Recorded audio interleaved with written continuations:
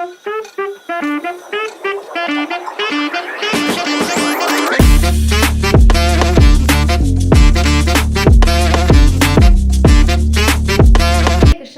To channel the bay of law.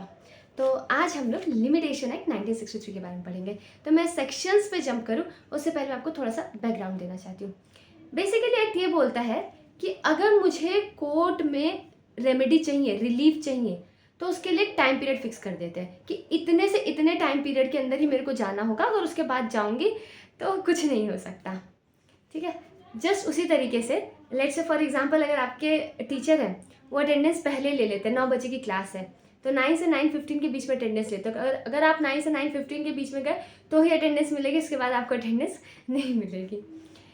तो इसके पीछे का रीज़न क्या है, तो मैं आपको 2 मैगजीन्स बताऊंगी जो कि इसे सपोर्ट करते हैं। सबसे पहले ये है विजिलेंटिबस नॉन डोरमेंटिबस जूरा सवीनियंट, जो कि ये बात कहता है कि लॉ जो है विजिलेंट लोगों की मदद करता है, उन लोगों की मदद करता है जो कि अपने राइट्स को लेके अवेयर है। इनडोलेंट लोगों की मदद नहीं करता जो कि अपने राइट्स के ऊपर सो रहे हैं। पहली चीज़। दूसरी चीज़, इंटरेस्ट रिपब्लिक फिनिस लिटियम, मतलब ये स्टेट के इंटरेस्ट में है कि जो मैटर्स हैं वो पाइल अप ना होते जाए। ठीक है, एक टाइम पीरियड फिक्स रहेगा तो एक तरीके से क्लैरिटी आएगी कि हाँ अब ये केस तो नहीं आगे आने वाला है ना, तो जल्दी से जल्दी केसेस को हमें ख़त्म करना चाहिए। फिर अगर हम लोग डिफेंडेंट के पॉइंट ऑफ व्यू से देखें, वो उसके दिमाग में हमेशा लगा रहेगा कि कभी भी मेरे अगेंस्ट केस फाइल किया जा सकता है। फिर दूसरी चीज़ जो आती है प्रूफ की आती है। कोई इंसिडेंट आज हुआ है, अगर मेरा राइट आज इन्फ्रिंज हुआ है तो जो प्रूफ आज है क्या वो प्रूफ 100 साल बाद हो सकते हैं? हो भी सकता है, लेकिन चांसेस है कि नहीं होगा, उस तरीके से नहीं होगा जो कि आज प्रेजेंट होगा। एंड लास्टली, अगर सच में किसी का राइट इन्फ्रिंज हुआ है, सच में उससे वो बॉदर हो रहा है, तो तुरंत से तुरंत कोर्ट जाएगा। वेट करने का तो कोई रीज़न ही नहीं होता है। तो अगर वो वेट करके जा रहा है तो साफ साफ पता चल रहा है कि कहीं ना कहीं रिवेंज का पर्पस है, वो अपने राइट, उसे कोई रिलीफ नहीं चाहिए। ओके, तो ये था इसका थोड़ा सा बैकग्राउंड। अब इनिशियल एकदम मैं शुरुआत में बात करूं तो हमारा ना प्रिस्क्रिप्शन चलता था। ब्रिटिशर्स के आने से पहले क्या था, बेसिकली लैंड से ही रिलेटेड मैटर्स होते थे, तो प्रिस्क्रिप्शन चलता था। तो ये था वो 20 ईयर्स का, तब उसमें लिमिटेशन पीरियड फिक्स था, है ना। लेकिन फिर क्या हुआ, जैसे ही ब्रिटिशर्स आए तो सिविल लॉ क्या हुआ, बढ़ने लग गया। सिविल लॉ में इम्प्रूवमेंट होने लग गया। अलग अलग तरीके के जो भी सिविल मैटर्स हैं, जो भी सिविल रॉन्ग्स हैं, अलग अलग तरीके के सिविल रॉन्ग्स को आइडेंटिफाई करने लग गए। तो ऐसे में क्या हुआ कि लिमिटेशन एक्ट भी बढ़ने लग गया, है ना। हर चीज़ के लिए टाइम पीरियड फिक्स कर दिया गया, जैसा जैसा सिविल मैटर उसके हिसाब से लिमिटेशन पीरियड फिक्स करने लग गए। तो जो 1963 से पहले हमारे पास 1908 में था एक लिमिटेशन एक्ट। वो जो था थोड़ा law commission, third law commission की रिपोर्ट थी कि वो जो 1908 वाला एक्ट है वो थोड़ा सा जम्बल्ड है ना। तो अब क्या किया जाए, एक नया लिमिटेशन एक्ट बनाया जाए, जो भी पुराने प्रेसिडेंट है इस एक्ट में इनकलकेट किए जाए, साथ ही सब्जेक्ट मैटर के हिसाब से लिमिटेशन पीरियड लिख दिया जाए, है ना। मतलब थोड़ा सा अरेंज कर दिया जाए, और लिमिटेशन पीरियड ना ही तो बहुत ज़्यादा रखना है ना ही बहुत कम रखना है। तो ये लॉ कमीशन का कहना था, थर्ड लॉ कमीशन रिपोर्ट का ये कहना था। तो उसके बाद आता है हमारा 1963 वाला। 1908 वाले जो एक्ट था उसमें बहुत सारे इलस्ट्रेशन थे, लेकिन इसके अंदर उन इलस्ट्रेशन को कम कर दिया गया और एक्ट जो है मतलब काफ़ी ही छोटा है। बेसिकली ये जो आर्टिकल्स हैं 137 है और शेड्यूल में मेंशन कर रखा है, मतलब उसमें एक फिक्स लिमिटेशन पीरियड बता रखा है। मैटर बताया है, ठीक है, कि टॉर्ट का मैटर है तो इतना लिमिटेशन पीरियड, है ना। कॉन्ट्रैक्ट का मैटर है तो इतना लिमिटेशन पीरियड, उस हिसाब से इसे पूरा बता रखा है।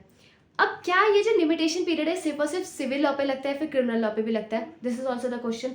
तो नॉर्मली जो बल्क ऑफ लिमिटेशन एक्ट है वो हमारा लगता है सिविल लॉज के ऊपर, क्रिमिनल लॉज के ऊपर थोड़ा कम लगता है। रीज़न क्या है कि जो क्राइम होता है किसी इंडिविजुअल के अगेंस्ट नहीं होता है, क्राइम सोसाइटी के अगेंस्ट होता है।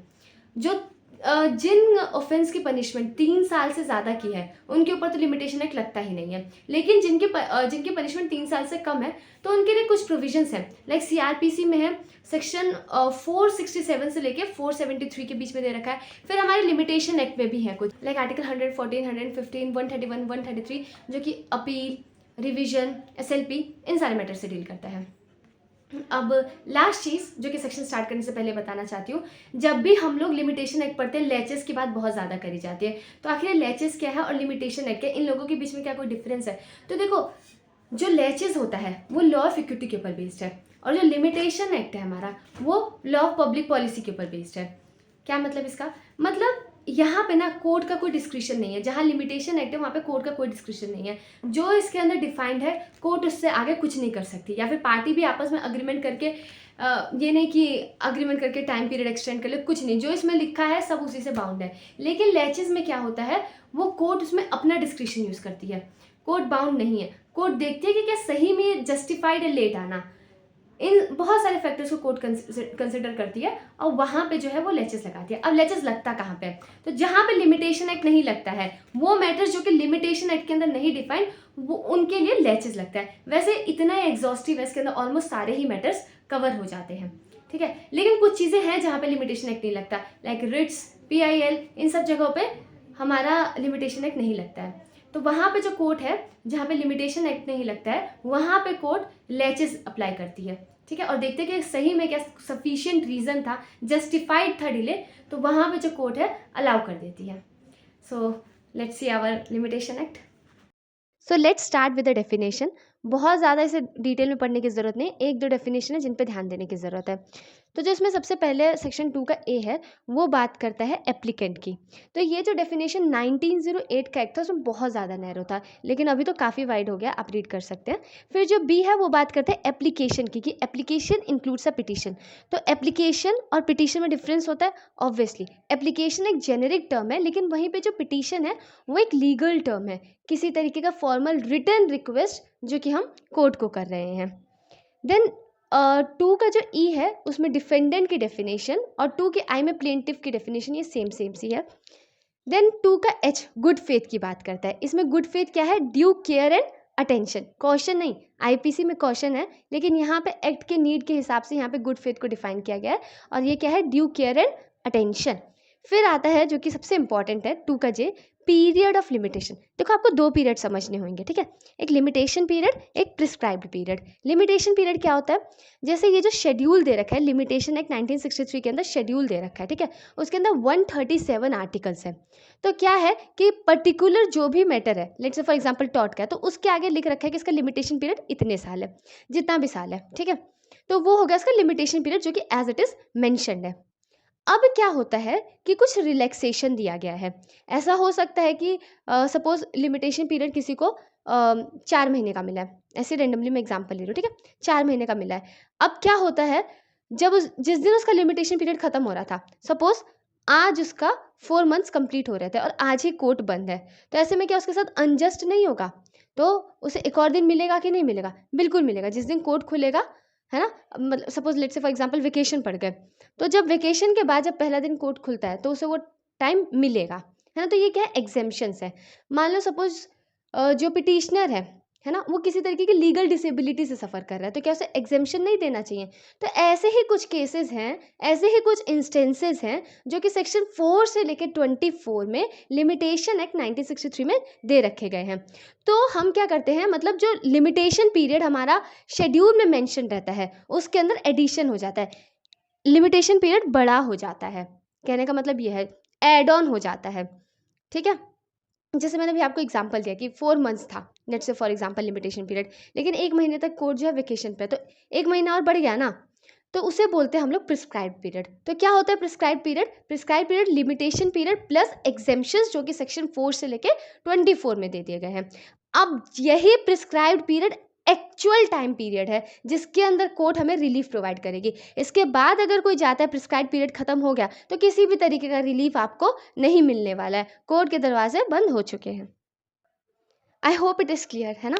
फिर अब हम लोग आ जाते हैं पार्ट 2 में। तो सबसे पहले बात करेंगे सेक्शन 3 की, जिसे हम लोग जनरल रूल कहते हैं। तो इसमें साफ साफ क्या लिखा गया, देखो इसके अंदर सूट भी इंक्लूडेड है, अपील और एप्लीकेशन। तो ये कहा गया है कि प्रिस्क्राइब्ड पीरियड के अंदर ही हमें सूट या अपील या एप्लीकेशन देना होगा। अगर प्रिस्क्राइब्ड पीरियड के बाद दिया जाएगा तो उसको एंटरटेन नहीं किया जाएगा, ठीक है। ये जो लिमिटेशन का जो मामला है ना, ये जुरिस्डिक्शन का मैटर है। मतलब अगर जब तक लिमिटेशन का मैटर सॉल्व नहीं होगा कि लिमिटेशन पीरियड के अंदर आया है प्लेंटिफ या नहीं आया है, अगर ये मैटर जब तक डिसाइड नहीं होगा तब तक बात आगे बढ़ ही नहीं सकती। क्यों? क्योंकि जुरिस्डिक्शन का मैटर है और जो डिफेंडेंट है उसे इसका डिफेंस लेने की ज़रूरत नहीं है। कोर्ट की खुद जिम्मेदारी बनती है देखना कि लिमिटेशन पीरियड के अंदर जो है ये मैटर आया है कि नहीं आया है। I mean prescribe period, not limitation period, ठीक है, प्रिस्क्राइब पीरियड, कि प्रिस्क्राइब पीरियड के अंदर आया है कि नहीं आया। अगर प्रिस्क्राइब पीरियड के बाहर आया है तो कोर्ट उसे नहीं एंटरटेन करेगा, किसी तरीके का रिलीफ नहीं मिलेगा। तो 3 का 2 देखते हैं। तो इसमें ये कहा गया है कि हम लोग सूट कब इंस्टीट्यूट किया गया है, ये कैसे किस दिन को हम मानेंगे कि इस दिन सूट इंस्टीट्यूट हुआ है। अब ये हमें जानना क्यों है, ये मुझे क्यों जानना है कि इस दिन सूट इंस्टीट्यूट हुआ है, ये मुझे इस वजह से जानना है, कोर्ट को इस वजह से चीज़ जाननी है कि वो पता कर सके कि प्रिस्क्राइब पीरियड के अंदर आया है कि नहीं आया। अगर प्रिस्क्राइब पीरियड के अंदर आया है तो ही रिलीफ या रेमेडी मिलेगी, प्रिस्क्राइब पीरियड के बाहर आया तो किसी भी तरीके की रेमेडी नहीं मिलेगी। ओके, वन मोर थिंग, हम बहुत ज़्यादा डीपर चले जाए, मैं आपको बता देती हूँ। लिमिटेशन पीरियड कब से स्टार्ट होता है? जिस दिन से, जब से आपका कॉज ऑफ एक्शन अराइज हुआ है, जब आपका कॉज ऑफ एक्शन अराइज हुआ तब से आपका लिमिटेशन पीरियड कह लो, प्रिस्क्राइब पीरियड जो भी कहो, वो आपका उस दिन से शुरू हो जाता है। और कब तक चलता है? जब तक आपका प्रिस्क्राइब पीरियड जितना दे रखा है उस समय तक चलता है, उसके बाद वो खत्म हो जाता है। तो कब से स्टार्ट होता है लिमिटेशन पीरियड? जब से कॉज ऑफ एक्शन आपका अराइज हुआ है।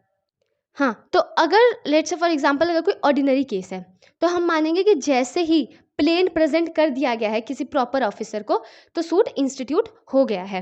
प्रॉपर ऑफिसर मतलब ज़रूरी नहीं है कि जज ही हो, मतलब कोई भी पर्सन जो कि ऑथराइज्ड है प्लेंट रिसीव करने के लिए, जिसके पास अथॉरिटी है कि वो प्लेंट ले सकता है, उसे अगर जो है प्लेंट प्रेजेंट कर दिया गया है तो इसका मतलब ये है कि सूट इंस्टीट्यूट हो चुका है। अब उस दिन को जज किया जाएगा कि वो प्रिस्क्राइब पीरियड के अंदर फॉल कर रहा है या नहीं कर रहा है।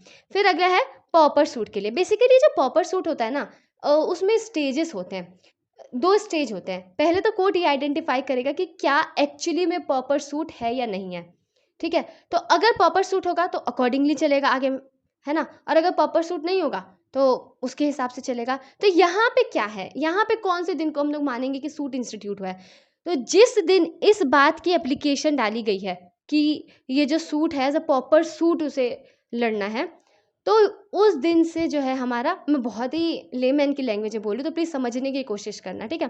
तो जिस दिन से उसने एप्लीकेशन डाल दिया है ना कि प्रॉपर सूट के लिए, तो ऐसा मानते हैं कि उस दिन सूट इंस्टीट्यूट हो गया है। अब इससे फ़र्क नहीं पड़ता है कि मतलब वो प्रॉपर सूट उसे, मतलब कोर्ट इसका मतलब लीव ग्रांट करेगी कि नहीं ग्रांट करेगी, कोर्ट इसे एक्सेप्ट करेगी कि नहीं करेगी, उससे फ़र्क नहीं पड़ता है। जिस दिन ये एप्लीकेशन गया, जिस कि प्रॉपर सूट की सूट को एज अ प्रॉपर सूट देखना है, दैट्स इट, तो उस दिन से हमारा सूट इंस्टीट्यूट मान लिया जाएगा।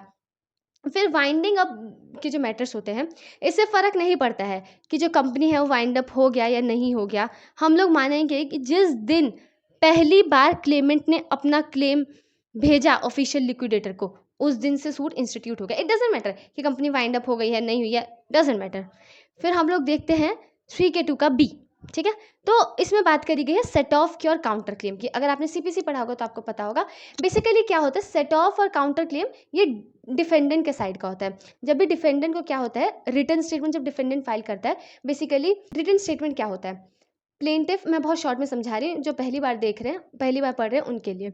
तो देखो क्या होता है कि जब भी प्लेंटिफ जो रहता है अपना प्लेंट में रीजंस लिखता है, ठीक है, अपना प्लेंट में मतलब अपना कॉज ऑफ एक्शन ये सब सारी चीज़ें लिखता है, ठीक है। तो अब क्या होता है, उसका जवाब देता है। तो जवाब उसका डिफेंडेंट कैसे देता है, रिटन स्टेटमेंट के थ्रू देता है, ठीक है। तो उस रिटन स्टेटमेंट में क्या क्या होता है, एक तो उसका डिफेंस होता है, दूसरा क्या हो सकता है, सेट ऑफ भी हो सकता है, काउंटर क्लेम भी हो सकता है। सेट ऑफ मतलब लेट्स से फॉर एग्जांपल कोई पैसे का मैटर है, ठीक है। प्लेंटिफ कह रहा है कि डिफेंडेंट के पास मेरे 5 लाख रुपए, तो डिफेंडेंट कह रहा है अरे इसके पास तो मेरे 3 लाख रुपए है ना, तो कोर्ट क्या करता है, ऐसे में सेट ऑफ कर देता है, मतलब 5 लाख में से 3 लाख डिडक्ट हो जाएगा, ठीक है। तो अब डिफेंडेंट के ऊपर सिर्फ और सिर्फ 2 लाख रह जाएंगे। तो ये हो गया एक सेट ऑफ का एग्जाम्पल। आपको एग्जाम्पल दे के समझा रहे हो तो बेटर तरीके से समझ आएगा। उसके बाद होता है हमारा काउंटर क्लेम। काउंटर क्लेम मतलब ये कोई नया ही मैटर डिफेंडेंट ने रेज कर दिया है। तो अब इसमें कब माना जाएगा कि किस दिन मतलब इंस्टीट्यूट किया गया है, तो सेट ऑफ और काउंटर क्लेम को अलग अलग माना जाता है। तो ये जो सेट ऑफ और काउंटर क्लेम है उन्हें सेपरेट सूट की तरह देखा जाएगा। तो जो सेट ऑफ है हम मानेंगे कि उसका सूट उस दिन इंस्टीट्यूट हुआ है जिस दिन सेट ऑफ प्लीड किया गया है। तो नॉर्मली ये अगर आप लोग ऑर्डर 8 रूल 6 पढ़ोगे तो वहाँ पे आपको इसके बारे में थोड़ी क्लैरिटी होगी, उसमें नहीं जाते हैं, ठीक है। तो बस इतना ध्यान रखना। तो नॉर्मली फर्स्ट हियरिंग में ही हो जाता है। अब काउंटर क्लेम की अगर हम लोग बात करें तो काउंटर क्लेम एक फ्रेश सूट होता है, तो उसे एक लिमिटेशन पीरियड के अंदर ही जो है उसे फाइल करना होगा, ठीक है। ये नहीं कि कभी भी उठ के आके फाइल करें। जो काउंटर क्लेम होता है एकदम एक फ्रेश सूट की तरह होता है, तो उसे लिमिटेशन पीरियड के अंदर ही फाइल किया जाएगा और उस दिन से उसे माना जाएगा कि सूट इंस्टीट्यूट है जिस दिन काउंटर क्लेम को कोर्ट के सामने लाया गया, ठीक है। अब आई होप आपको ये क्लियर है। तो अब चलो, अब हम लोग देखते हैं एग्जेम्पशंस की। तो इसमें सबसे पहले है सेक्शन 4। सेक्शन 4 क्या कहता है कि अगर मान लो जिस दिन लिमिटेशन पीरियड ख़त्म हो रहा है तब कोर्ट बंद होता है, तो वहाँ पे लिमिटेशन पीरियड बढ़ जाएगा जब तक उसे एक और दिन दिया जाएगा जिस दिन कोर्ट रीओपन होता है। लेट्स से फॉर एग्जांपल 3 महीने का मेरे पास लिमिटेशन पीरियड था, है ना। तो आज मान लो लास्ट डे है और आज कोर्ट बंद है, तो जब अगले दिन जब कोर्ट खुलेगी ना तब मेरा लिमिटेशन पीरियड ख़त्म होगा, समझ आए। आज नहीं ख़त्म माना जाएगा। ऑल्दो अगर मैं लिटरली देखूँ जो लिमिटेशन पीरियड दे रखा है उसके हिसाब से आज ख़त्म हो जाना चाहिए, ठीक है। आज कोर्ट बंद था, इट डजेंट मैटर, आज ख़त्म हो जाना चाहिए। लेकिन यहाँ पे एग्जेम्पशन दे रखा है सेक्शन 4 में। ये कहा गया है कि मेरा लिमिटेशन पीरियड अब उस दिन तक चलेगा जिस दिन कोर्ट वापस से खुल नहीं जाता, अब जब भी खुले। तो ये 2 मैक्सिम के ऊपर बेस्ड है। लेक्स नॉन कॉजेट एड इम्पॉसिबिलिया, मतलब लॉ किसी को कंपेल नहीं करता, किसी एक्सपेक्ट नहीं करता कि वो इम्पॉसिबल चीज़ों को परफॉर्म करे। अगर आज कोर्ट बंद है तो मैं कैसे अपना सूट इंस्टीट्यूट कर सकती हूँ? बिल्कुल नहीं कर सकती। फिर एक और मैक्सिम के ऊपर बेस्ड है, एक्टस क्यूरे नेमिनम ग्रेविट, मतलब कोर्ट के एक्ट की वजह से किसी और को साथ हार्म नहीं होना चाहिए, किसी और का इंटरेस्ट नहीं हार्म होना चाहिए। कोर्ट अगर आज बंद है तो मेरी क्या गलती? हाँ, ऑल्दो 3 महीने का टाइम था, मेरे को कुछ काम हो सकता है ना। तो कोर्ट की गलती की वजह से व्हाई शुड आई सफ़र? अच्छा, अगर मान लो किसी दिन कोर्ट हाफ डे पे है, ठीक है, तो वहाँ पे भी हम लोग ये मान लेंगे कि जो है कोर्ट आज बंद है। मतलब जो कोर्ट का नॉर्मल वर्किंग आवर रहता है ना, उस वर्किंग आवर में थोड़े टाइम भी बंद है, तो हम ऐसा मानते हैं कि कोर्ट जो था वो बंद था, ठीक है। और इस सेक्शन का पूरा बेनिफिट मिलेगा। ये बात एक्सप्लेनेशन में लिखी गई है। नाउ लेट्स सी सेक्शन 5, इसे कॉन्डोनेशन ऑफ डिले बोलते हैं। जैसे सेक्शन 3 को जुडिशियल रिस्ट्रेन कहते हैं, सेक्शन 5 को जुडिशियल डिस्क्रिशन कहते हैं, ठीक है। तो ये जो सेक्शन 5 है वो सूट पे नहीं लगता है, ना ही जो सीपीसी के ऑर्डर 21 में एग्जीक्यूशन दे रखा है उस पे लगता है, ठीक है। इन 2 जगह नहीं लगता, बाकी ये लगता है। रीज़न क्या है सूट पे क्यों नहीं लगता? सूट पे इस वजह से नहीं लगता, सूट को मतलब एक्सटेंशन नहीं प्रोवाइड किया जाता क्योंकि सूट के लिए ऑलरेडी बहुत ज़्यादा टाइम रहता है, 3 से लेकर 12 साल तक का रहता है। लेकिन वहीं पे हम लोग अपील की बात करें तो मैक्सिमम 6 महीने तक का होगा, उससे ज़्यादा नहीं होता। तो वहाँ पे टाइम पीरियड कम रहता है, इस वजह से वहाँ पे अलाउ कर दिया जाता है। और एग्जीक्यूशन प्रोसीडिंग की बात करें तो एग्जीक्यूशन प्रोसीडिंग तो इमीडिएट होनी चाहिए ना, तो वहाँ पे क्यों ही एक्सटेंशन प्रोवाइड करना है? तो यहाँ पे अगर कोर्ट को लगता है सफिशिएंट कॉज था जिसकी वजह से अपील नहीं फाइल हो पाया या जो भी रीज़न है, तो कोर्ट वहाँ पे कॉन्डोनेशन ऑफ डिले अलाउ कर देता है। मतलब वहाँ पे जो लिमिटेशन पीरियड वो बढ़ जाता है, कोर्ट उसे एंटरटेन करता है। तो यहाँ पे कोर्ट का डिस्क्रिशन काफ़ी है कि सफिशिएंट कॉज क्या है। नेचुरल जस्टिस के प्रिंसिपल पे बेस्ड है, पब्लिक पॉलिसी के प्रिंसिपल पे। आई होप आपके लिए ज़्यादा हैवी ना हो रहा। अब पता है क्या, एक एक सेक्शन जो है ना इसका बहुत डिटेल्ड है। ये तो जस्ट हम शॉर्ट में पढ़ रहे हैं, वन शॉट। लेकिन अगर आपको I can also do this thing for you कि कोई पर्टिकुलर सेक्शन हो, जैसे कुछ इंपॉर्टेंट हर सब्जेक्ट के सेक्शंस होते हैं, तो उन सेक्शंस को हम लोग लें और क्या करें कि जो भी मेंस वगैरह में क्वेश्चन पूछे गए हैं वो डालें, साथ में केस लॉज डाल के, मतलब मैं आपके सामने प्रेजेंट कर सकती हूँ। If you want we can do this as well. जैसे सेक्शन 5 के ऊपर ही घुमा घुमा के अलग अलग तरीके से क्वेश्चन पूछे गए अलग अलग स्टेट में, तो हम उसके ऊपर भी सीरीज स्टार्ट कर सकते हैं। इफ़ यू ऑल अग्री, आप बोलोगे तो आई will definitely start. Okay, let's move further. तो अब बात करते हैं सेक्शन 6 की। सेक्शन 6, 7, 8, 9 ये सूट और अप्लीकेशन से डील करता है। तो सेक्शन 6 किसकी बात करता है? लीगल डिसेबिलिटी की। उसका जो पहला पार्ट है वो क्या कहता है कि अगर कोई भी पर्सन जो कि एंटाइटल्ड है सूट इंस्टीट्यूट करने के लिए या एग्जीक्यूशन प्रोसीडिंग के एप्लीकेशन के लिए, है ना, तो वहाँ पे अगर सपोज किसी लीगल डिसेबिलिटी से सफ़र कर रहा है, लीगल डिसेबिलिटी ही में भी माइनर, इंसेन, इडियट, है ना, कुछ भी हो सकता है, लुनाटिक, तो वहाँ पे क्या होगा, लिमिटेशन पीरियड यहाँ पे बढ़ाया नहीं जा रहा है। यहाँ पे लिमिटेशन पीरियड रेकन कब से होगा ये बताया जा रहा है। रेकन मतलब स्टार्ट कब से होगा, तो लिमिटेशन पीरियड तब स्टार्ट होगा जब लीगल डिसेबिलिटी ख़त्म हो जाएगी, ठीक है। लेट्स से फॉर एग्जांपल किसी पर्सन के पास सूट इंस्टीट्यूट करने का राइट आता है, वो 15 साल का ही है, माइनर है ना, मतलब लीगल डिसेबिलिटी है, यानी कि उसका जो लिमिटेशन पीरियड रिकन यानी कि स्टार्ट तब होगा जब 3 साल बाद स्टार्ट होगा, ठीक है, जब वो 18 साल का हो जाएगा। बाकी वो जो लिमिटेशन पीरियड दे रखा है उतना ही रहेगा लिमिटेशन पीरियड, लेकिन वो स्टार्ट जो है तब होगा जब वो लीगल डिसेबिलिटी चली जाती है। ठीक है, अब दूसरा पार्ट ये कहता है, सपोज एक डिसेबिलिटी से तो ऑलरेडी सफ़र कर ही रहा था, लेट्स से फॉर एग्जांपल वो माइनर था। ठीक है, अब क्या होता है, अभी वो मेजर हुआ भी नहीं, मतलब उसकी माइनॉरिटी गई भी नहीं उसी टाइम पीरियड में। ठीक है, लेट्स से मैंने आपको बताया 15 ईयर्स का था, मान लो 17 ईयर्स का था, 17 ईयर्स का हुआ, वो क्या हो गया, इंसेन हो गया, तो एक और लीगल डिसेबिलिटी आ गई। तो यहाँ पे भी अब जो है इंतज़ार किया जाएगा कि जब ये दोनों लीगल डिसेबिलिटी चली जाएगी उसके बाद से लिमिटेशन पीरियड को रेकन किया जाएगा, उससे पहले नहीं। ठीक, लेकिन लेट्स से फॉर एग्जांपल एक बारी अगर लीगल डिसेबिलिटी चली गई, ठीक है, मतलब सपोज वो माइनर था, 18 ईयर्स का हो गया, और फिर अगर एक बार लिमिटेशन पीरियड स्टार्ट हो गया ना, एक बार लिमिटेशन पीरियड रेकन हो गया, फिर रुकने का कोई सवाल नहीं है। भले से आज वो मेजर हुआ, ठीक है, 2 दिन हुए मान लो उसे, ठीक है, उसकी लीगल डिसेबिलिटी गए हुए 2 दिन हुए, तीसरे ही दिन उसको नई लीगल डिसेबिलिटी अराइज हो जाती है, उससे कोई फ़र्क नहीं पड़ता है, अब नहीं वेट किया जाएगा। एक बारी लिमिटेशन पीरियड रेकन हो गया, स्टार्ट हो गया, रुकने की कोई बात नहीं है। इसी तरीके से आपकी प्रिपरेशन होनी चाहिए, एक बार स्टार्ट हो गया तो फिर रुकना नहीं है। फिर बात करी जाती है इनके लीगल रिप्रेजेंटेटिव की, मतलब जिस पर्सन के पास भी, जो पर्सन लीगल डिसेबिलिटी से सफ़र कर रहा था, ठीक है, अब वो लीगल डिसेबिलिटी रहती ही है, मान लो माइनर ही रहता है, बट सपोज ही डाइस, तो ऐसे में अब क्या होगा, द मोमेंट ही डाइड, अब उसके बाद जो लीगल रिप्रेजेंटेटिव रहेंगे उनके पास उतना ही समय रहेगा जितना कि अ, उस पर्सन के पास होता जब उसकी लीगल डिसेबिलिटी चली जाती। ठीक है, वेट नहीं किया जाएगा। जैसे मैं माइनर का एग्जांपल दे रही हूँ, 16 ईयर्स का था, ही डाइड, है ना, तो नॉर्मली उसकी लीगल डिसेबिलिटी 2 साल बाद जाती, उसके बाद से उसका लिमिटेशन पीरियड रेकन होता। लेकिन अब ऐसा नहीं होगा, जब वो चला गया तो जितना भी उसका लिमिटेशन पीरियड था, सपोज 3 ईयर्स था, तो जब वो चला, व्हेन ही डाइड, उसके बाद से limitation period will reckon, limitation period start हो जाएगा। लास्टली इसके अंदर क्या है कि अगर लेट्स से फॉर एग्जांपल जो भी पर्सन था वो लीगल डिसेबिलिटी से सफ़र कर रहा था, ठीक है, अब उसकी लीगल डिसेबिलिटी खत्म हो गई है, ठीक है, जो माइनर जिसका हम एग्जांपल देते हो 18 साल का हो गया, ठीक है, उसकी लीगल डिसेबिलिटी खत्म हो गई। अब उसके पास जो भी उसका सूट है उसके लिए लेट्स से फॉर एग्जांपल से 3 साल का समय है ना, उसकी लीगल डिसेबिलिटी जा चुकी है।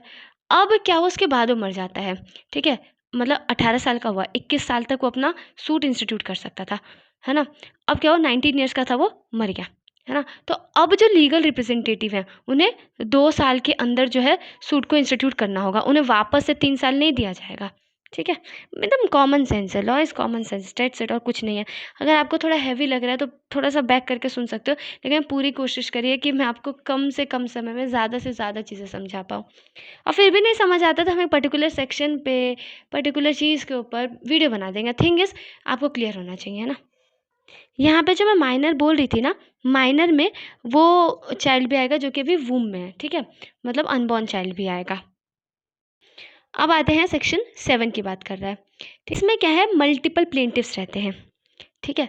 अब क्या होता है उसमें, ऐसा हो सकता है कि क्या पता किसी एक को डिसेबिलिटी हो सकती है, कई सारे प्लेंटिफ्स हैं, ठीक है, उसमें से किसी एक को डिसेबिलिटी है, तो ऐसे सिचुएशन में क्या होगा, उधर लिमिटेशन पीरियड कब से रेकन होगा। तो यहाँ पे हमें एक टेस्ट करना होता है, हमें ये देखना होता है कि जो भी पर्सन डिसेबिलिटी से सफ़र कर रहा है, ठीक है, मान लो 4 प्लेंटिफ है, उसमें से ए बी सी डी, अब उसमें से सपोज ए जो है किसी डिसेबिलिटी से सफ़र कर रहा है, तो हमें ये देखना पड़ेगा कि जो सूट है क्या उसके कंकरेंस के बिना, है ना, क्या वो सूट चल सकता है, अगर चल सकता है तो लिमिटेशन पीरियड उसी दिन से रेकन हो जाएगा, तभी से स्टार्ट हो जाएगा जिस दिन से कॉज ऑफ एक्शन आया।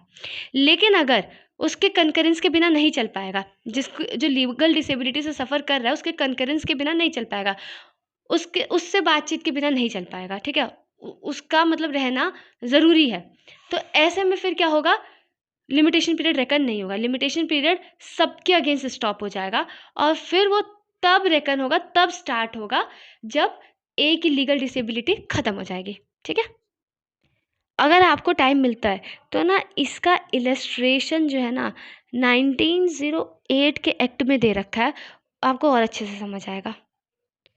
अब सेक्शन 8 की बात करते हैं। ये एक तरीके से एक्सेप्शन बता रहा है, ठीक है। सेक्शन 6, 7, 8 का एक्सेप्शन बता रहा है। तो क्या है, वो प्रीएम्पशन है। एक तो इसमें लिखा है और दूसरा क्या है, स्पेशल और लोकल लॉज। अगर स्पेशल और लोकल लॉज में किसी तरीके का लिमिटेशन पीरियड दे रखा है तो वही लगेगा, ठीक है, लिमिटेशन एक्ट का नहीं लगेगा। और एक और बात ये कहता है कि एक्सटेंशन जो है 3 ईयर से ज़्यादा का नहीं मिलेगा। एक एग्जांपल देती हूँ, थोड़ा कॉम्प्लिकेटेड बात है तो एग्जांपल से समझाती हूँ। लेट्स से फॉर एग्जांपल किसी सूट का जो है लिमिटेशन पीरियड 12 साल का है, ठीक है। अभी वो पर्सन जो है वो किसी तरीके की लीगल डिसेबिलिटी से सफ़र कर रहा है, कुछ भी लीगल डिसेबिलिटी होती है, ठीक है। तब उसे लीगल डिसेबिलिटी से बाहर निकलने के लिए 30 साल का समय लग जाता है। अब लीगल डिसेबिलिटी से बाहर निकला, ठीक, 30 साल हो गए। उसके बाद फिर क्या होता है कि उसके बाद उसको 12 साल और मिल रहे हैं। तो ऐसे सिचुएशन में तो देख रहे हो कितना टाइम हो गया, 42 ईयर्स हो गया। तो ऐसे में तो मतलब देख रहे हो तो अनगिनत समय के लिए मतलब 42 ईयर्स बहुत ज़्यादा होते हैं। मैंने तो फिर भी छोटा एग्जांपल दिया। लेकिन ऐसे करके मान लो और लंबे समय तक लीगल डिसेबिलिटी रह जाए, है ना? और फिर लेट्स से फॉर एग्जांपल की लीगल डिसेबिलिटी है वो 40 साल तक रही। उसके बाद क्या कहते हैं कि वो लीगल डिसेबिलिटी के दौरान मान लो मर गया। तो उसके बाद फिर क्या कहते हैं कि जो उसके लीगल रिप्रेजेंटेटिव उन्हें फिर से उन्हें अलग से 12 साल मिलेगा। तो देख रहे हो कितना ज़्यादा लंबा समय हो रहा है। तो यहाँ पे ये बोला गया है कि अगर लीगल डिसेबिलिटी ख़त्म हो जाती है, ठीक है? या फिर मतलब लीगल डिसेबिलिटी होते हुए ही जो पर्सन रहता है वो मर जाता है, तो वो जो है 3 साल से ज़्यादा का एक्सटेंशन नहीं मिलेगा। अगर 3 साल से कम का है तो कम ही रहेगा, लेकिन मैक्सिमम जो है वो 3 ईयर्स ही रहेगा, ठीक है? ये नहीं समझ आता तो बता देना, वैसे इतना कुछ कॉम्प्लिकेटेड नहीं है।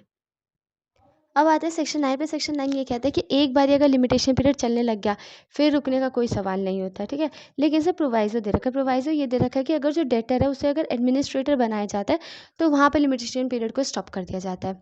क्या मतलब सपोज़ कोई डेटर है ना? अब क्या होता है कि उसे ही मतलब जिससे जिससे उसने पैसे लिए हैं, ठीक है? अपने क्रेडिटर का ही वो एडमिनिस्ट्रेटर बन जाता है।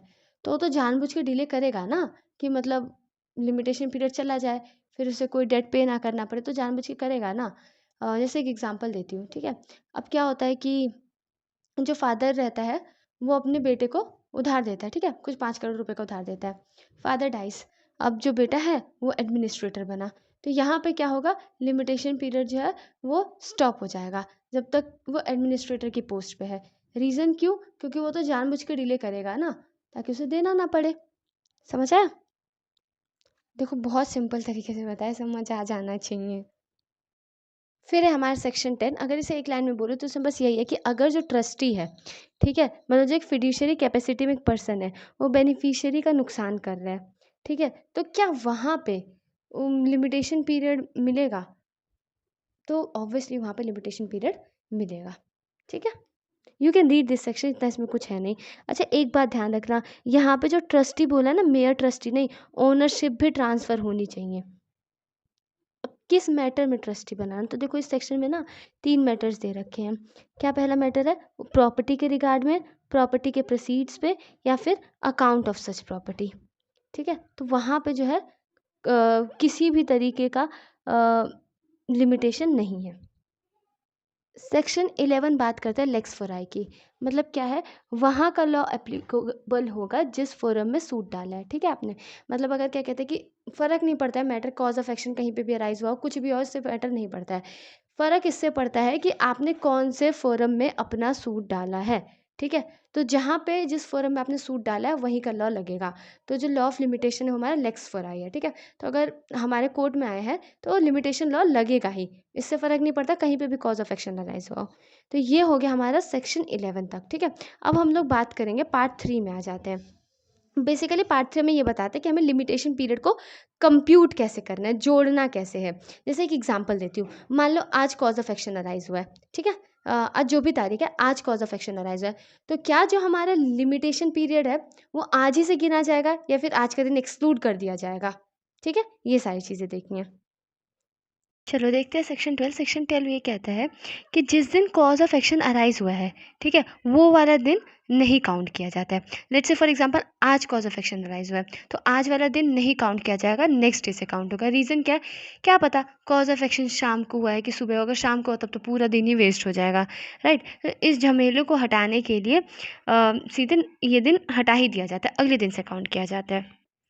फिर जिस दिन क्या कहते हैं कि जजमेंट प्रोनाउंस किया जाता है उस दिन को भी एक्सक्लूड कर दिया जाता है।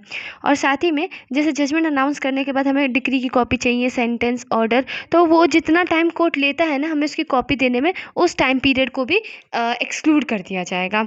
ये जो सेक्शन था 1908 के एक्ट में नहीं था, ये जो थर्ड लॉ कमीशन की रिपोर्ट थी उसमें रिकमेंड किया गया था इस सेक्शन को डालने के लिए।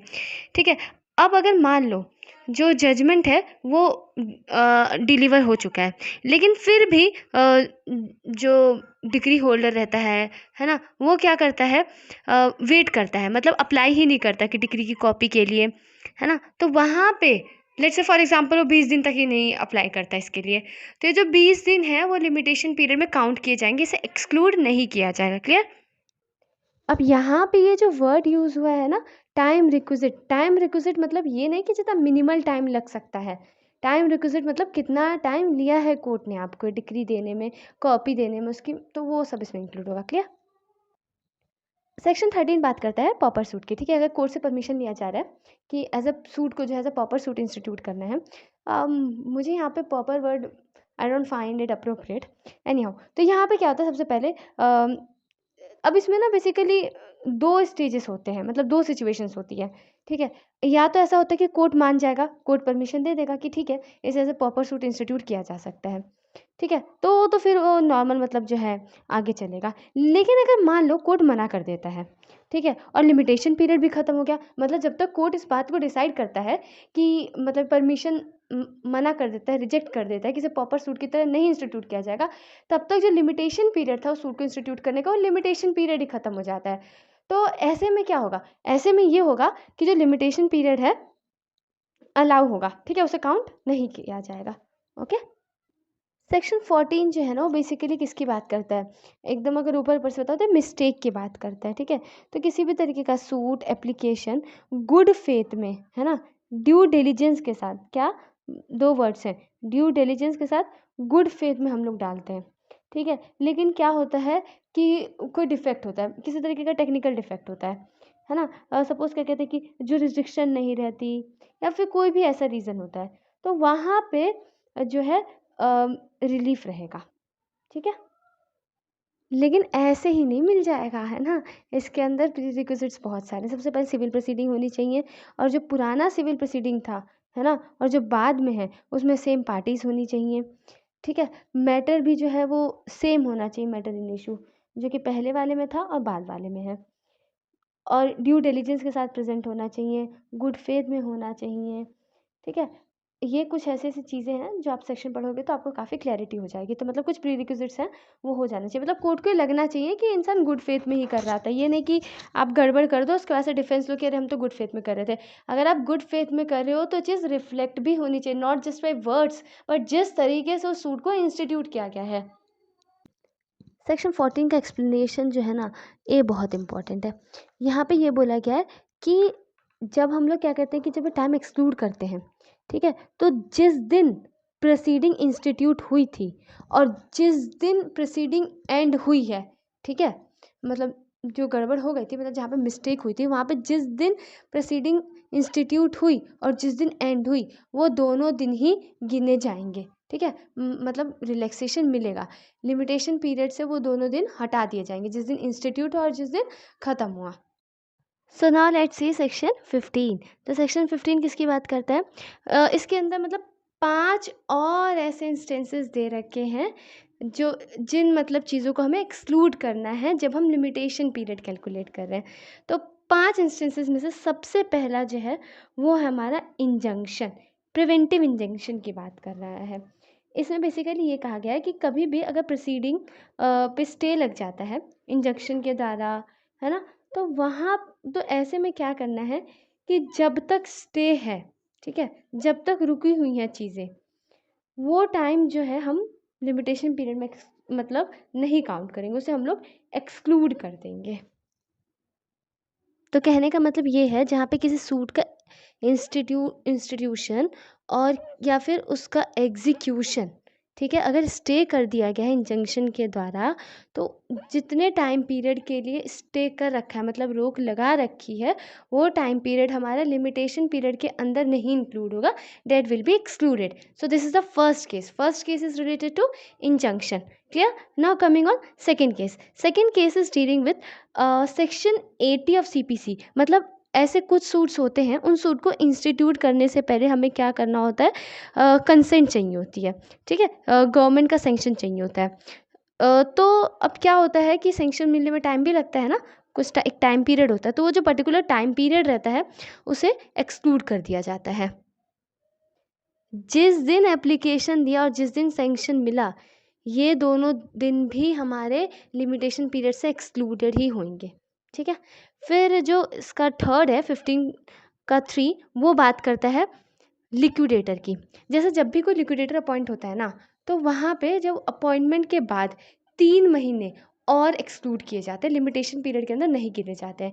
क्योंकि सीधी सी बात है, अगर लिक्विडेटर आया तो उसे थोड़ा समय चाहिए चीज़ों को समझने में, वो तुरंत से कुछ नहीं कर सकता है, तो जितने टाइम वो समझेगा उस पीरियड को एक्सक्लूड कर दिया जाता है। वरना पता चले जब तक वो समझ रहा है तब तक लिमिटेशन पीरियड ही ख़त्म हो जा रहा है, तो ऐसे में बेचारा क्या करेगा। इस वजह से 3 महीने रुका जाता है। मतलब 3 महीने जो है अपॉइंटमेंट के बाद से लिमिटेशन पीरियड में नहीं इंक्लूड होगा, वो एक्सक्लूडेड रहता है। फिर जो 4 है वो बात करता है, अगर ऑक्शन के, मतलब ऑक्शन में अगर मान लो किसी तरीके का सेल हो जाता है, ठीक है, लेकिन पोजेसन नहीं मिला और दूसरी पार्टी ने चैलेंज कर दिया, तो जब तक वो डिसाइड होगा, ठीक है, वो मतलब टाइम हम लोग एक्सक्लूड कर देंगे और लिमिटेशन पीरियड में नहीं डालेंगे। फिर जो 5th है वो ये है कि अगर कोई पर्सन है वो एब्सेंट है ना, इंडिया में नहीं, वो एब्सेंट है, तो उतना टाइम पीरियड एक्सक्लूड कर दिया जाएगा। एब्सेंट मतलब प्रेजेंट होगा इंसान तो ही एब्सेंट हो पाएगा, और वो शुरू से ही नहीं है वो बात नहीं हो रही, मतलब वो था लेकिन अब वो एब्सेंट है, नहीं है। ठीक है, चलो फटाक से सेक्शन 16 और 17 देखते हैं। ठीक है, सेक्शन 16 क्या कहता है, वो बेसिकली ये कहता है कि अगर सपोज मतलब कोई भी लिटिगेशन होता है तो उसमें क्या है कि जो प्लेंटिफ और डिफेंडेंट वो अलाइव होने चाहिए, है ना। लेकिन मान लो वो लोग अलाइव नहीं है, लेकिन अगर वो लोग अलाइव होते तो उनके पास सू करने का राइट है। तो ऐसे में क्या हो, और अगर मतलब सोचो जस्ट बिकॉज वो अलाइव नहीं है, ठीक है, वो जिंदा नहीं है, तो उनके पास सू करने का, वो सू नहीं कर पा रहे, लेकिन उनके पास सू करने का राइट आ चुका है। तो ऐसे में जो लीगल रिप्रेजेंटेटिव रहते हैं उन लोगों को ये राइट मिलता है कि वो प्लेंटिफ और डिफेंडेंट के बिहाफ पे जो है इसको आगे ले जाए।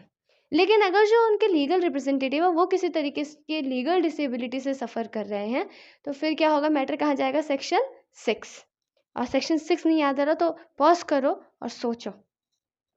तो कहने का मतलब ये है ना, प्लेंटिफ और डिफेंडेंट जिंदा नहीं भी हैं, लेकिन अगर उनके पास राइट टू सू होता है, मतलब अगर वो जिंदा रहते तो वो सू कर सकते थे, तो ऐसे में लीगल रिप्रेजेंटेटिव जो है वो सू कर सकते हैं। लाइक आई ओनली से कि फटाक से करते हैं, और मैं ही 2 बारी रिपीट कर दूंगी बिकॉज आई फील लाइक कि पता नहीं समझ आ रहा है कि नहीं आ रहा है। So sorry for that and really thank you are having so much of patience. 17 किसकी बात करता है, फ्रॉड और मिस्टेक की। क्या फ्रॉड और मिस्टेक, इसमें क्या कहा जाता है कि अगर फ्रॉड, मिस्टेक, कंसीलमेंट हुआ है तो लिमिटेशन पीरियड है तब स्टार्ट होगा जब प्लेंटिफ को इसके बारे में पता चल जाएगा। ठीक है, ये 1908 के एक्ट में था भी नहीं। ठीक है, ये हमने इंग्लिश लॉ का जो लिमिटेशन लॉ था वहाँ से इसे लिया है, तो इस जिससे कि हम इसके अंदर मिस्टेक भी डाल सकें। ठीक है, अगर मतलब मान लो कि फ्रॉड की वजह से या किसी ने कोई चीज़ छुपा रखी है, ठीक है, जो चीज़ें एसेंशियल है सूट इंस्टीट्यूट करने के लिए, है ना, वो पता ही नहीं है और उसे बाद में पता चल रहा है, मान लो लिमिटेशन पीरियड खत्म हो गया तब बेचारा प्लेंटिफ को पता चल रहा है, तो ऐसे में क्या है, ये नेचुरल जस्टिस का प्रिंसिपल है कि ऐसे में ये जो है जो ये पीरियड है उसे एक्सक्लूड कर दिया जाएगा, और तब से माना जाएगा जब से प्लेंटिफ को इस फ्रॉड के बारे में, इस कंसीलमेंट के बारे में, इस मिस्टेक के बारे में खबर मिलती है। क्लियर? तो अब देखते हैं सेक्शन 18, 19, 20 इन्हें साथ में पढ़ते हैं। ठीक है, ये किसकी बात करता है, एक्नॉलेजमेंट की बात करता है। इसका क्या मतलब, इसमें बेसिकली ये होता है कि कोई भी पर्सन अगर किसी चीज़ को एक्नॉलेज कर लेता है, लेट से फॉर एग्जांपल कोई डेट है ना, डेट को एक्नॉलेज कर लेता है, तो हम मानते हैं कि लिमिटेशन पीरियड वहाँ से एकदम फ्रेश स्टार्ट होता है। लिमिटेशन पीरियड बढ़ाते नहीं है या एक्सटेंड नहीं करते, ऐसा कुछ नहीं होता है। जब वो इंसान एक्नॉलेज कर लेता है अपने डेट को, तो वहाँ से लिमिटेशन पीरियड फ्रेश स्टार्ट होता है। जैसे अभी मैं आपको अच्छे से समझाती हूँ। लेट्स से फॉर एग्जांपल, अभी आपका और मेरा किसी तरीके का डेट चल रहा है, ठीक है। आपने मुझसे उधार पैसे ले रखे हैं, ठीक है। आपने मेरे से 1 लाख रुपए ले रखे हैं। अब आप क्या करते हैं, लेट्स से फॉर एग्जांपल जो मेरा लिमिटेशन पीरियड था वो 1 साल का था, लेकिन अब आप क्या करते हैं, 6 महीने बाद आप ये बोलते हैं कि आई एम विलिंग टू पे, है ना। लेकिन अभी क्या कहते हैं, मेरे पास फंड्स नहीं है। तो एक तरीके से आपने क्या किया, एक्नॉलेजमेंट किया, है ना, कि आपने एक्नॉलेज किया कि हाँ मेरे पास पैसे हैं। तो यहाँ से दोबारा फ्रेश लिमिटेशन पीरियड स्टार्ट हो जाएगा। क्लियर। तो किसी भी पर्सन की अगर किसी तरीके की लायबिलिटी एग्जिस्ट कर रही है और वो एक्नॉलेज कर ले रहा है, ठीक है, तो क्या होगा, वहाँ से फ्रेश लिमिटेशन पीरियड स्टार्ट हो जाता है। समझ रहे हो, कहने का मतलब ये है कि ये कंटिन्यूअसली होना चाहिए। जैसे एग्जांपल देती हूँ, मान लो थोड़ी बहुत कहा सुनी हो गई मुँह से, है ना, तो उसे इंटरप्शन नहीं माना जाएगा। इंटरप्शन मतलब क्या है कि जो ये राइट आप इन्फ्रिंज कर रहे थे, ठीक है, उसमें एक तरीके से ब्रेक आ गया है। लेट्स से फॉर एग्जांपल अगर बारिश हो रही है, ठीक है, तो आपको वो लैंड मान लो यूज़ ही नहीं करना, तो उसे इंटरप्शन नहीं कहा जाएगा, ठीक है। फिर ये जो एक्नॉलेजमेंट है वो एग्जिस्टिंग लायबिलिटी के लिए होना चाहिए, ये नहीं कि जो पास्ट लायबिलिटी है ना, वो तो जा ही चुका है। लिमिटेशन पीरियड जिसका खत्म हो गया उसके लिए सेक्शन में कुछ नहीं है। लिमिटेशन पीरियड होना चाहिए, अभी लिमिटेशन पीरियड चल रहा है, उस दौरान एक्नॉलेज किया हो तो ही बात बनेगी। आप इसे रीड कर सकते हो और अच्छी अंडरस्टैंडिंग होगी। अब क्या सफिशिएंट एक्नॉलेजमेंट होता है, क्या सफिशिएंट एक्नॉलेजमेंट नहीं होता है, केसेस बहुत सारे हैं। जैसे मैंने अभी आपको एक एग्जांपल दिया, लेट्स से फॉर एग्जांपल आप लिख रहे हैं कि आई एम विलिंग टू पे, है ना, लेकिन मैं इंस्टॉलमेंट्स में दूंगा, तो ये सफिशिएंट एक्नॉलेजमेंट है, ठीक है। तो इस तरीके से होता है। अगला है सेक्शन 19 में, एकदम शॉर्ट में आपको बताने की कोशिश कर रही हूँ। तो इसमें बेसिकली ये है कि आप अगर पार्ट पेमेंट कर देते हैं, मतलब पेमेंट होने से क्या लिमिटेशन पीरियड पे क्या असर होता है। तो अगर लेट्स से फॉर एग्जांपल ₹1,00,000 का डेट है ना, तो कोई मान लो पार्ट पेमेंट कर देता है, तो वहाँ से क्या होगा, फ्रेश लिमिटेशन स्टार्ट हो जाएगा। क्यों? क्योंकि उसने एक्नॉलेज किया उस डेट को, है ना, इससे ये बात पता चल रही है। अब इसके भी कुछ एसेंशियल्स है, जैसे लिमिटेशन पीरियड के अंदर ही पेमेंट करना है, ये नहीं कि लिमिटेशन पीरियड चला गया उसके बाद आप पेमेंट कर रहे हैं तो ये अप्लीकेबल नहीं होगा, मतलब फ्रेश लिमिटेशन पीरियड नहीं स्टार्ट होगा। एक क्वेश्चन ना इसमें बड़ा बनता है कि ये जो चेक रहता है, कुछ चेक देते हैं, तो वो चेक क्या होता है ना, मैं suppose let's say for example कोई पार्ट पेमेंट कर रहा है तो चेक के थ्रू कर रहा है, तो चेक होते हैं ना पोस्ट डेटेड। तो क्या पोस्ट डेटेड चेक को, मतलब लेट्स से फॉर एग्जांपल मेरा लिमिटेशन पीरियड खत्म हो रहा है 10 दिसंबर को, ठीक है, और क्या कहते हैं, मुझे किसी ने चेक दिया 10 जुलाई को, लेकिन उस पर जो तारीख है वो 11 दिसंबर है, मतलब जब मेरा लिमिटेशन पीरियड खत्म हो जाता है। तो क्या मेरा फ्रेश लिमिटेशन पीरियड स्टार्ट हो जाएगा 10 जुलाई से? नहीं। हम कौन सी डेट देखते हैं, हम वो डेट देखते हैं जो कि चेक पे मेंशन है, वो दिन नहीं देखते जिस दिन चेक दिया जा रहा है। क्लियर। एक्चुअली मैंने क्वेश्चन पढ़ा देखा था, इसके रिगार्डिंग कन्फ्यूजन बहुत है, इस वजह से मैंने अलग से कवर कर दिया, लेकिन इतना बहुत ज़्यादा दिमाग लड़ाने वाली बात नहीं समझा, कोई बात है, आप आगे जाओ और डिटेल में पढ़ना, फिर समझ आ जाएगा, तभी कुछ हो नहीं है।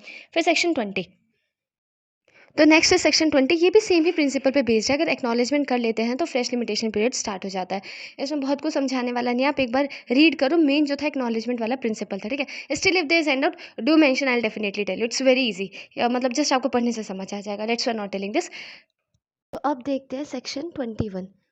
इसमें ये बोला गया है कि लेट्स से फॉर एग्जांपल हम लोग किसी नए प्लेंटिफ या डिफेंडेंट को सब्स्टिट्यूट कर रहे हैं, ऐड कर रहे हैं, तो वहाँ पे जो भी नया प्लेंटिफ आया, डिफेंडेंट आया है, ठीक है, हम उस दिन से मानेंगे उसके अगेंस्ट सूट्स इंस्टीट्यूट हुआ है जिस दिन से वो पार्टी बना है, ठीक है।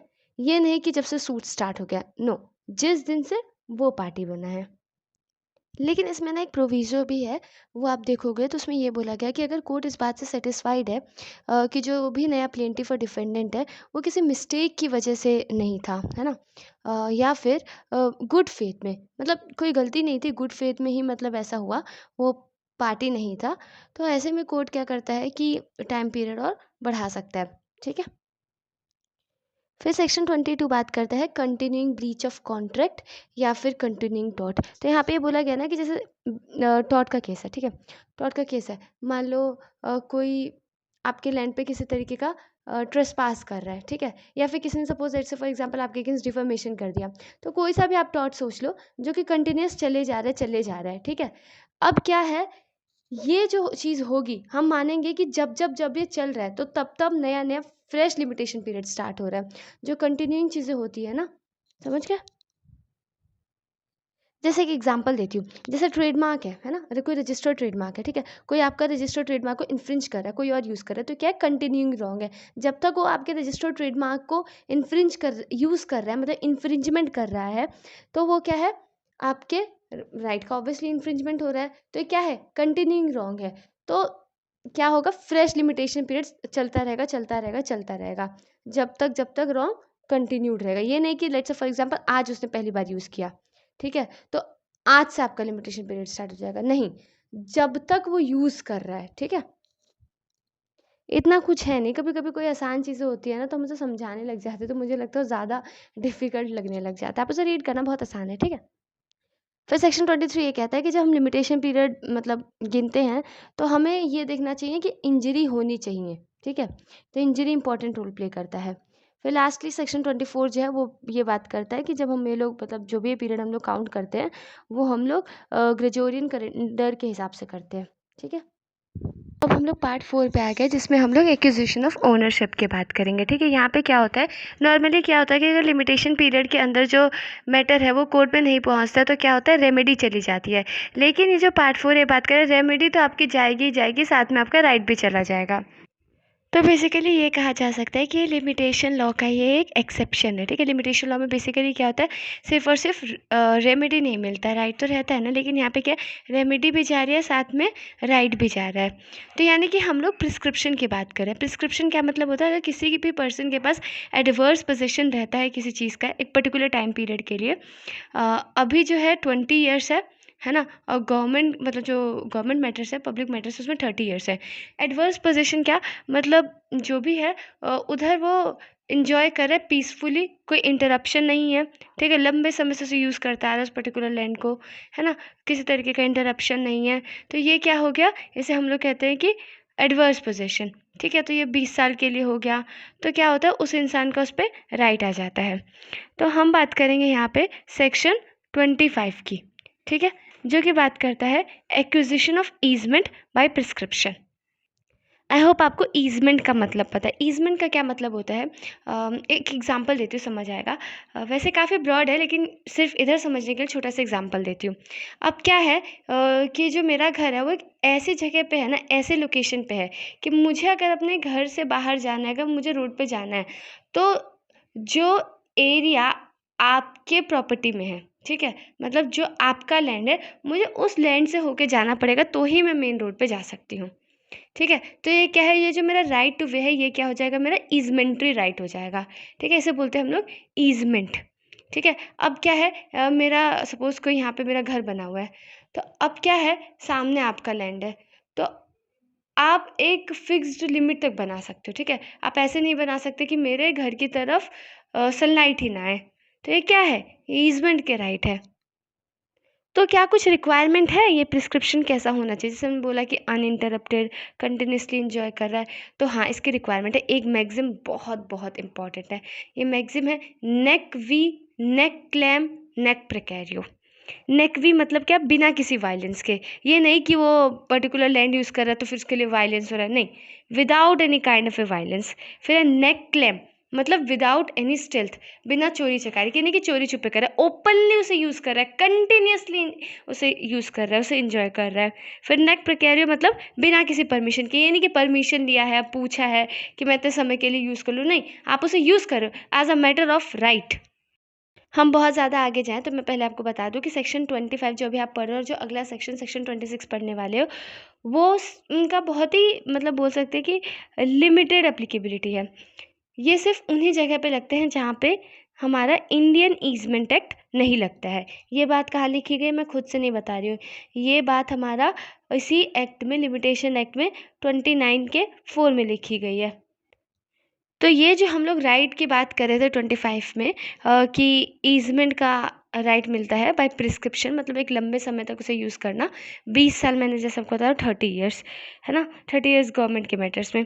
तो इसके क्या-क्या एसेंशियल्स हैं, मतलब क्या-क्या इंग्रीडिएंट्स हैं? सबसे पहले कि पीसेबली एन्जॉय करें, मतलब फ़ोर्स ना हो, ठीक है? मतलब एकदम पीसफुली इंजॉय करे, बिना किसी चोरी के, कुछ भी नहीं, एकदम ओपनली उसे यूज़ करे। फिर as a matter of right use करे, ठीक है। राइट मतलब क्या, बिना परमिशन के, ठीक है, और छुपा के नहीं, ठीक है, बिना किसी इंटरप्शन के होना चाहिए। इंटरप्शन वर्ड का मतलब बहुत ज़्यादा होता है, आप केस लॉज पढ़ोगे तो और अच्छे समझ आएगा, लेकिन इतना कह सकते हैं कि मतलब कंटिन्यूस रहना चाहिए। ये नहीं कि अभी आपने यूज़ किया, फिर आप 4 साल के लिए लापता हो गए, है ना, तो फिर आप कहोगे कि जज साहब मैंने 4 साल के लिए यूज़ किया, फिर मैं 4 साल के लिए लापता हो गया, फिर आके मैंने 16 साल और उसका इस्तेमाल कर लिया, तो 16 + 4 20। तो जज साहब नहीं मानेंगे। समझ रहे हो, कहने का मतलब ये है कि कंटिन्यूसली होना चाहिए। जैसे एग्जाम्पल देती हूँ, मान लो थोड़ी बहुत कहा-सुनी हो गई मुँह से, है ना, तो उसे इंटरप्शन नहीं माना जाएगा। इंटरप्शन मतलब क्या है कि जो ये राइट आप इन्फ्रिंज कर रहे थे, ठीक है, उसमें एक तरीके से ब्रेक आ गया है। लेट्स से फॉर एग्जांपल अगर बारिश हो रही है, ठीक है, तो आपको वो लैंड मान लो यूज़ ही नहीं करना, तो उसे इंटरप्शन नहीं कहा जाएगा, ठीक है। सेक्शन 25 ये देखा तो, लेकिन इसमें एक बात ध्यान रखो, अब जैसे ही 20 साल पूरे हो गए, 30 साल पूरे हो गए, तो ऑटोमेटिकली आपको राइट नहीं मिल जाता है। आपको क्या करना पड़ता है, कोर्ट जाना पड़ता है, ठीक है, और आपको अपने फेवर में डिक्लेरेटरी सूट लाना होता है कि हाँ अब इस पे आपका राइट है।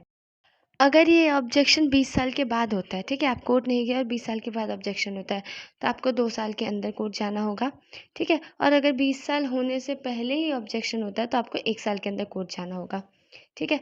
लेट्स से फॉर एग्जांपल आपके 20 साल हो गए और आपके अगेंस्ट ऑब्जेक्शन होता है, आप कोर्ट नहीं जाते हैं 2 साल के अंदर, तो फिर क्या होता है, आपका जो पूरा 20 साल जो आपने एंजॉय किया था ना, उसका कोई मतलब ही नहीं रह जाएगा, तो ऑटोमेटिकली नहीं होता यहाँ पे, ठीक है। अब आते हैं सेक्शन 26 पे। सेक्शन 26 एक तरीके से सेक्शन 25 का एक्सेप्शन ही है, ठीक है। ये जो सेक्शन 26 है, हम इसे रिवर्सनर मतलब उन पर्सन के आइज से देखते हैं जिनका उस लैंड में लाइफ इंटरेस्ट होता है किसी तरीके का, ठीक है। आपको ये सेक्शन पढ़ने में प्रॉब्लम हो सकता है अगर आपको कुछ टर्म्स नहीं पता, तो जैसे मैं आपको समझा देती हूँ। जैसे डोमिनेंट टेनेमेंट और सर्विएंट टेनेमेंट है। डोमिनेंट टेनेमेंट का मतलब क्या है, वो पर्सन जो कि ईजमेंट एंजॉय कर रहा है। जैसे मैंने बोला कि मैं मेन रोड पे नहीं जा पा रही हूँ, अगर मैं आपके लैंड से होके नहीं जाती, तो आप मेरे पास वो राइट है। तो जो एन्जॉय कर रहा है, ठीक है? यानी कि यहाँ पे ईज़मेंट मैं एन्जॉय कर रही हूँ, ठीक है? तो मैं डोमिनेट कर रही हूँ। So I am a dominant element और आपके लैंड पे कर रही हूँ, ठीक है?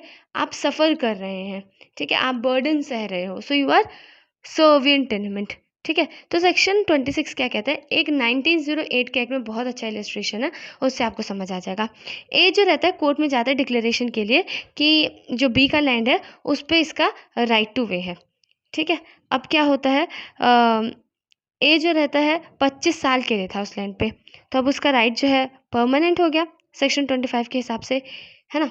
यहाँ तक सेक्शन 25 लगा, लेकिन बी जो है वो ये कहता है कि इन 25 सालों में से 10 साल के लिए एक कोई सी है, विडो है, जिसका इस पे लाइफ इंटरेस्ट है इस लैंड पे, ठीक है। सी के डेथ के बाद बी को ये लैंड मिल गया, तो यहाँ पे ये जो सूट है वो डिसमिस कर दिया जाएगा। क्यों? क्योंकि ए जो है उसने सिर्फ़ और सिर्फ़ ऐसा माना जाएगा 15 साल के लिए उसे एन्जॉय किया है, 25 साल के लिए नहीं। जो वो 10 साल थे जो कि सी के पास थे, मतलब जिसमें जिन 10 सालों के लिए सी का लाइफ़ इंटरेस्ट था, वो जो विडो थी उसका जो लाइफ़ इंटरेस्ट था, वो हम लोग नहीं काउंट करते हैं। क्लियर है? तो वो एक्सक्लूड कर दिया जाएगा। तो कितना 25 में से 10 गया तो 15 ईयर्स। तो ये सेक्शन ये कहता है कि अगर किसी भी पर्सन का अगर उस पर लाइफ इंटरेस्ट रहता है तो वो पीरियड हम लोग नहीं काउंट करेंगे, या फिर कोई और इंटरेस्ट रहता है जो कि 3 साल से ज़्यादा का है, ठीक है? तो वो भी उसे काउंट नहीं किया जाएगा। जब हम लोग काउंट करेंगे, जब हम लोग देखेंगे कि प्रिस्क्रिप्शन है या नहीं है, एडवर्स पोजीशन थी या नहीं थी 20 सालों के लिए। तो देखा जाए तो सेक्शन 25 एक तरीके से डोमिनेंट टेनेंट के फेवर में था और 26 सर्विएंट टेनेमेंट के फेवर में है, ठीक है। अब देखते हैं सेक्शन 27। तो एक तरीके से हमारा पुराना एंशियंट लॉ ऑफ प्रिस्क्रिप्शन की बात करता है। नॉर्मली क्या होता है लिमिटेशन एक्ट में, रेमेडी जाती है ना, लेकिन इसका एक्सेप्शन है। जो प्रिस्क्रिप्शन अगर बोलते हैं ना कि कहाँ पे प्रिस्क्रिप्शन मेंशन है, कि कौन सा एकदम सटीक एक्सेप्शन है, तो आपको सेक्शन 27 बोलना है कि लिमिटेशन लॉ का क्या एक्सेप्शन है। ये लाइन बोली जाएगी, limitation law bars only the remedy but not the right, है ना, और फिर एक्सेप्शन करके लिखा आ सकता है। तो ये है, उसमें हमें सेक्शन 27 को लिखना है। इसमें बस यही बात का ध्यान रखना है कि कोई भी पर्सन जिसके पास एडवर्स पोजीशन है किसी लैंड का, है ना, और कुछ मतलब कंडीशंस जो हैं फुलफ़िल हो जाती हैं, तो उसके बाद भले से वो उस लैंड का ओनर नहीं है, ठीक है? एडवर्स पोजीशन मतलब भले से उस लैंड का ओनर नहीं है, लेकिन उस लैंड को पजेस कर रहा है और कुछ पर्टिकुलर चीज़ें हैं, उन्हें अगर वो सैटिस्फाई कर देता है ना? अभी वो ओनर नहीं है, लेकिन एक टाइम के बाद वो ओनर बन जाएगा अगर उन चीज़ों को सैटिस्फाई कर देता है तो। अब हम एसेंशियल्स देखते हैं कि एडवर्स पोजीशन के क्या एसेंशियल्स हैं। कैसे किसी के पास भले से वो ओनर नहीं है उस लैंड का, लेकिन एक पर्टिकुलर टाइम पीरियड के बाद वो राइट उसके पास आ जाता है। कैसे आता है? तो सबसे पहली चीज़ ये है कि जो एडवर्स पोजीशन है उसके पास एक्चुअल पोजीशन होना चाहिए। जस्ट बिकॉज़ रिकॉर्ड में एंट्री है ये सफिशिएंट नहीं है। ठीक है? फिर क्या कहते हैं कि कंटिन्यूटी में होना चाहिए, पब्लिकली होना चाहिए, चोरी-छुपे नहीं होना चाहिए। एक्चुअल होना चाहिए, एक्सक्लूसिव होना चाहिए। अगर लेट्स से फॉर एग्जांपल बहुत बड़ा लैंड है, लेकिन उसमें से जस्ट कोई एक पैच ऑफ लैंड को यूज़ कर रहा है, तो हम ये नहीं मानेंगे कि पूरा ही लैंड उसका हो गया, नहीं। हाँ, जस्ट वो पैच ऑफ लैंड उसका हो जाएगा। मोस्ट इम्पॉर्टेंटली उस पार्टी का इंटेंशन होना चाहिए, ठीक है? कि वो इस चीज़ को पजेस कर रहा है ना? ये नहीं कि जस्ट वहाँ पे किसी काम से उसका कोई ऐसा इंटेंशन नहीं है, तो नहीं मिलता है वहाँ पे प्रिस्क्रिप्शन। जो लास्टली एक मैगज़ीन बताया था मैंने आपको, उसको ध्यान रखना, नेक वी, नेक क्लेम, नेक नेक प्रिकेयर, ठीक है? तो ऐसे जो है इस तरीके से होना चाहिए एडवर्स पोज़ीशन। बिना किसी वायलेंस के, बिना किसी स्टेल्थ के, है ना? ओपनली होना चाहिए। Section 29 is something which you will understand just by bare reading, तो इसमें ज़्यादा कुछ समझने वाला है नहीं। सेक्शन 30 भी जो है इसमें इस बारे में डील किया जाता है। क्या होता है बेसिकली, 1963 से पहले 1908 वाला एक्ट था, है ना? तो ऐसे में हमें कितना लिमिटेशन पीरियड कंसिडर करना है। ऐसा हो सकता है कि 1963 वाले में जो है लिमिटेशन पीरियड कम हो, है ना, और 1908 वाले में ज़्यादा हो, या फिर उल्टा हो सकता है 1908 वाले में लिमिटेशन पीरियड कम हो और 1963 वाले में लिमिटेशन पीरियड ज़्यादा हो। तो ऐसे में क्या करना चाहिए? इससे हमारा सेक्शन 30 डील करता है। I hope it is clear. तो यही थे हमारे जितने सेक्शंस थे, ठीक है? अब बात करते हैं शेड्यूल की, है ना?